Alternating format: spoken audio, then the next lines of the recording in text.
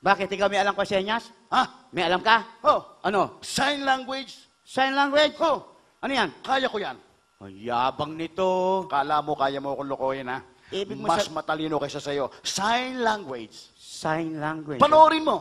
Sige nga, ano yan? Oh, sige. Aha. Oh, hoy! Hindi pa tapos, tanga. Meron pa yan? Hindi bastos yan. May karuktong pa? Oh, Paano pa? to. Oh. Oh, hoy!